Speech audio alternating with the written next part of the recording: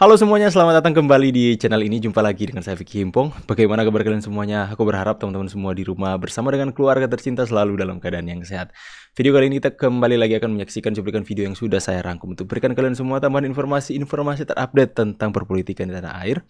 Dan tanpa perlu banyak basa-basi, kita akan segera membahas berita yang pertama. Momen tegas Prabowo bela Palestina hingga Erdogan walk out. Kita lihat faktanya. Bismillahirrahmanirrahim. Distinguished heads of government, heads of state, we convene today once again to condemn the outrageous violation of international law, the blatant and flagrant atrocities being carried out. But I would like to make some comments. We must see the situation for what it is. Oke teman-teman, jadi kita harus benar-benar jangan mudah tergiring oleh pemberitaan atau opini-opini yang berkembang yang beredar tentang hal ini. Banyak yang mengatakan bahwa Erdogan walk out ketika Pak Prabowo menyampaikan ketegasan Indonesia atau sikap Indonesia dalam membela Palestina dalam hal ini. Dalam pidato tersebut, ya, itu digoreng seolah-olah ketika Pak Prabowo berpidato, teman-teman, Erdogan atau pemimpin-pemimpin yang lainnya tidak menghormati, bahkan walk out. Padahal kenyataannya mungkin ya, ada yang beredar bahwa kenyataannya adalah mereka telat datang, teman-teman, ya. Mereka baru saja nyampe. Dan jika kalian lihat di sini, kalau walk out kan walk out terus, tapi mereka mengambil tempat, teman-teman, untuk duduk. Kalian lihat di sini ya.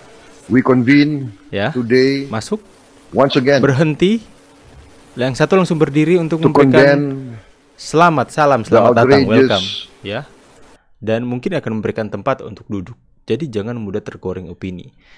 Dan banyak yang sudah tahu hal ini. Ada yang mengatakan Erdogan itu telat baru datang, ya, baru sampai, bukan tidak menghormati.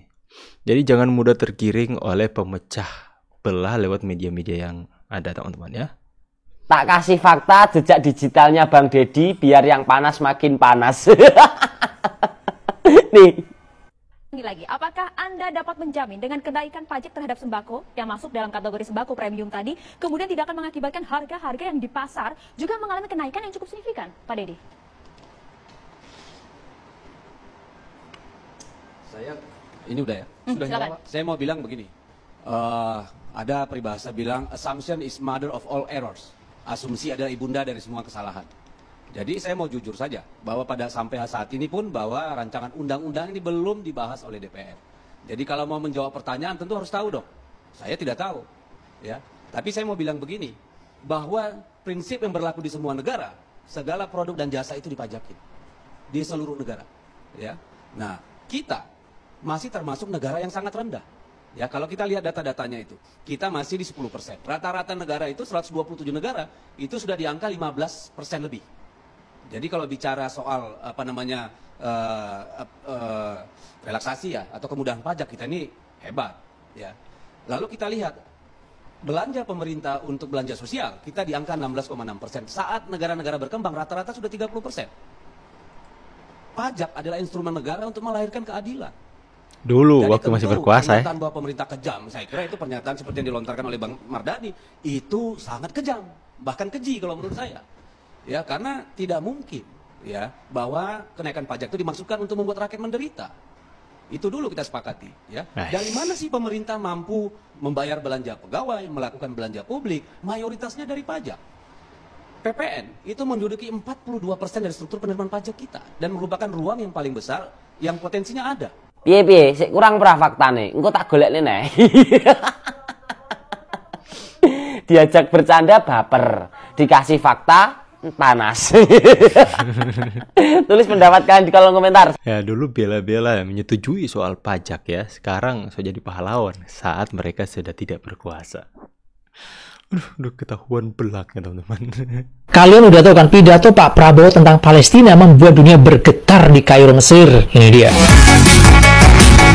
Oke guys, jadi memang mentalitas Iya, Pak Soekarno itu benar-benar ada di Pak Prabowo sekarang. Jadi mentalitas Pak Prabowo ini bukan hanya untuk berani tampil di kancah internasional, tapi benar-benar membuktikan dengan penuh keikhlasan bahwasanya keberaniannya itu bisa dibuktikan. Bagaimana tidak pada saat beliau berpidato di KTT D8 di Kairo, Mesir yang dilaksanakan pada tanggal 19 Desember 2024, Pak Prabowo mengajak negara-negara dengan mayoritas muslim untuk bersatu, agar ketika negara dengan mayoritas muslim yang lain membutuhkan bantuan, jadi bisa memberikan dukungan yang benar-benar nyata. Pak Prabowo juga membahas dengan adanya divide et impera, di mana sebagian negara muslim itu terpecah belah di negaranya sendiri demi sebuah kepentingan politik di internal pemerintahannya. Jadi Pak Prabowo bilang gimana sebuah negara bisa membantu negara lain, sedangkan negara tersebut diadu domba di internalnya sendiri. Hebatnya Pak Prabowo juga berani loh menyinggung soal ketidakadilan HAM bagi negara-negara mayoritas muslim. Terlebih dalam hal ini Pak Prabowo menyuarakan atas kebebasan Palestina. Nah, saya jadi ingat nih dengan pidato Pak Soekarno pada tahun 1960 di forum PBB yang juga menggelegar seluruh dunia. Karena Pak Soekarno menyatakan bahwasanya negara-negara Asia masih belum 100% merdeka.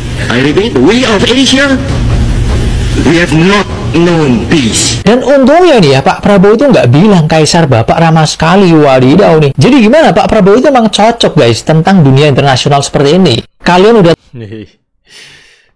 gitu teman-teman ya. Ya, gimana negara ini, satu negara mau membantu negara lain, sedangkan di dalam negara mereka sendiri itu terpecah-pecah ya demi kepentingan politik. Dan nggak perlu jauh-jauh, kita lihat yang terjadi di atas negara kita ini teman-teman. Pemecatan Jokowi, Gibran, dan Bobi Nasution oleh PDI Perjuangan sebenarnya adalah langkah yang memalukan. Saya nggak sepenuhnya paham tujuan PDIP melakukan pemecatan, tapi langkah itu jelas menggali kubur PDIP semakin dalam. Wow. Jokowi itu adalah faktor penting bagi PDIP. Menggali kubur semakin Karena dalam. Jokowi, suara PDIP dulu mengalami kenaikan. Bukan sebaliknya, berkat PDIP Jokowi mengalami kenaikan suara. Semua data menunjukkan itu kok. Lihat saja suara PDIP dari pemilu ke pemilu. Yes. PDIP memperoleh suara tertinggi di pemilu pertama pasca Orde Baru. Pada 1999, PDIP memperoleh suara 33,75%. Artinya waktu itu sekitar sepertiga warga Indonesia memilih PDIP. Pencapaian yang sangat mengesankan, walau bukan sesuatu yang mengherankan. PDIP kan dianggap sebagai ikon perlawanan terhadap Soeharto yang mundur pada 1998.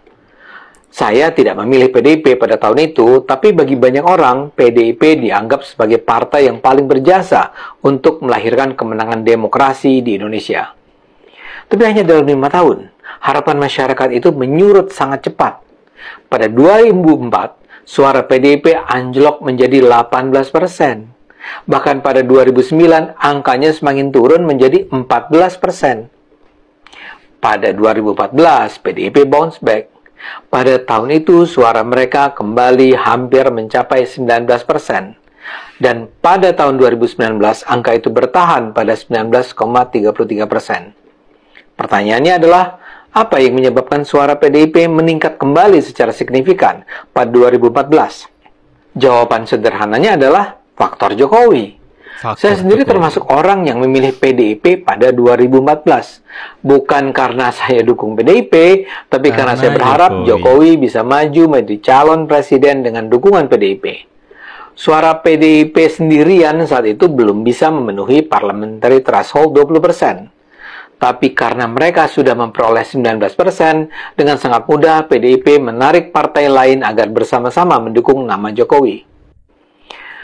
Saya tahu ada banyak orang lainnya yang mengambil pilihan yang sama dengan saya. Kami mendukung PDIP agar Jokowi bisa maju. Betul. Dan ternyata Jokowi memang akhirnya maju dan menang. Jadi jelas, Jokowi adalah faktor penentu dalam kenaikan suara PDIP. Sayangnya atau lucunya, PDIP tidak pernah menyadari bahwa Jokowi sevital itu kehadirannya bagi mereka. Setidaknya dalam beberapa tahun terakhir, PDIP terus menunjukkan bahwa PDIP adalah majikan Jokowi. Dan Jokowi harus terus tunduk patuh pada perintah PDIP, atau lebih spesifik lagi, pada perintah Megawati. Ketua partai. PDIP bahkan sengaja mempertontonkan kekuasaan ini. Jokowi diperintah untuk memasukkan 9 nama dalam kabinet 2019, dan bukan hanya 4. Jokowi disebut sebagai petugas partai. Jokowi dipanggil menghadap Megawati yang duduk seperti seorang majikan yang menguliahi karyawannya, dan rekaman peristiwa itu sengaja disebarkan. Kebijakan Jokowi dipotong dengan semena-mena, contohnya Piala Dunia Sepak Bola Under-20 pada 2023. Jokowi juga tidak dilibatkan dalam pengajuan nama Ganjar sebagai calon presiden 2024. Dan belakangan, bukan hanya Megawati, para petinggi PDIP pun dengan semena-mena melecehkan nama Jokowi tanpa henti. Pengumuman bahwa PDIP memecat Jokowi, Gibran, dan Bobi adalah sekedar pelengkap final dari rangkaian langkah untuk menghabisi Jokowi. Segenap acara dan pernyataan yang dibangun PDIP sungguh melecehkan. PDIP merasa perlu menggunakan diksi memecat Jokowi dalam pernyataan resmi mereka pada 14 Desember yang lalu. Pemecatan itu disebut sebagai bentuk pemberian sanksi kepada Jokowi.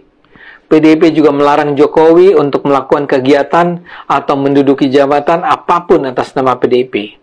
Selain itu, PDIP menyatakan tak memiliki hubungan apapun dengan Jokowi.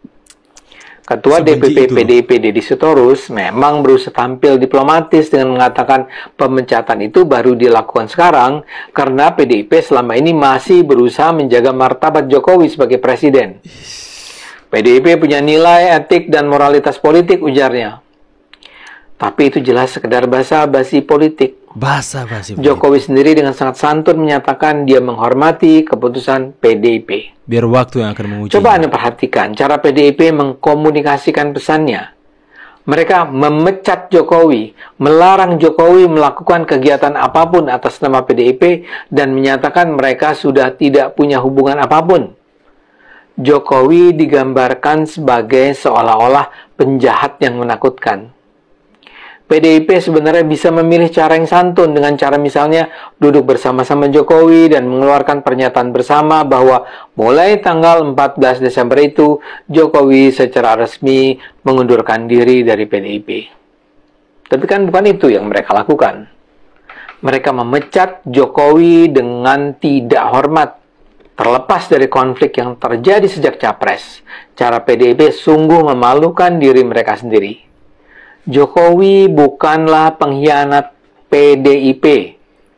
Dia itu sudah mulai mengajak Prabowo untuk masuk ke dalam kabinetnya pada 2019, bukan karena untuk mempersiapkan Prabowo kembali maju dalam Pilpres 2024. Dalam pandangan saya, Jokowi merasa sudah saatnya pembelahan Indonesia akibat Pilpres 2014, Pilgub DKI 2017, dan Pilpres 2019 diakhiri. Dia tidak ingin Prabowo menjadi musuh abadi. Apalagi Prabowo adalah orang yang berjasa mendukungnya menjadi Cagup DKI 2012. Jadi dia merangkul Prabowo demi keutuhan bangsa. Yes. Tapi kemudian dari yang saya tahu dia sebenarnya semula mendukung Ganjar Pranowo untuk maju dalam Pilpres 2024. Saya bersama sejumlah kawan pernah bertemu langsung dengan Pak Jokowi pada 2022. Kami memintanya untuk menunjukkan sikap mendukung Ganjar. Dia bilang ketika itu tidak mungkin dia lakukan. Dia menyarankan kami sebagai masyarakat sipil bersama mengorganisir diri untuk mendukung Ganjar. Pada saat yang tepat, Jokowi berjanji akan menyatakan dukungannya. Kami kemudian memahami sikap Jokowi karena ketika itu ternyata PDIP memang terlihat sebenarnya tidak kompak mendukung Ganjar. Partai saya, PSI, misalnya, pada akhir 2022 menyatakan dukungan pada Ganjar melalui forum Rembuk Rakyat. Tapi PSI malah dimarahi PDIP. Poster dan spanduk dukungan PSI untuk mendukung Ganjar sebagai capres bahkan diminta PDIP untuk diturunkan. Ini menunjukkan ketidaklegowoan PDIP untuk dukung Ganjar, dan karena itu Jokowi tidak ingin mengganggu. PDIP nampaknya saat itu masih ingin mengajukan nama. Ya, pemaparan Bang Ade Armando ini benar-benar jelas ya, berdasarkan fakta loh, bukan hanya karangan opini belaka, tapi fakta yang membuat kita semua makin hari semakin mengerti tentang bagaimana yang terjadi dalam perpolitikan antara Pak Jokowi dan PDIP ini, teman-teman ya. Terlihat arogan dan kesombongannya, teman-teman. Mentang-mentang sudah berdua kali berkuasa. Bahkan mereka waktu Pilpres kemarin sudah begitu pede dan yakin ya bahwa mereka akan mencetak hat-trick. Bahkan ketua umum mengatakan bahwa mereka pasti kalah dalam 1 putaran. Solid. A few moments later. Marah-marah. Oke teman-teman ya. Jadi itulah, kesombongan adalah akar dari kejatuhan. Ya. Jadi apapun yang terjadi jangan sombong. Ya. Tetap rendah hati. Karena apa yang kita punya hari ini it's not about how strength you are. Ya sih. Tapi semua karena berkat yang Tuhan berikan atas diri sendiri, institusi, partai dan sebagainya. Jadi stop sombong. Saya pamit dulu teman-teman semua ya. See you on the next video. Silahkan berikan tanggapan kalian and God bless you. Bye guys.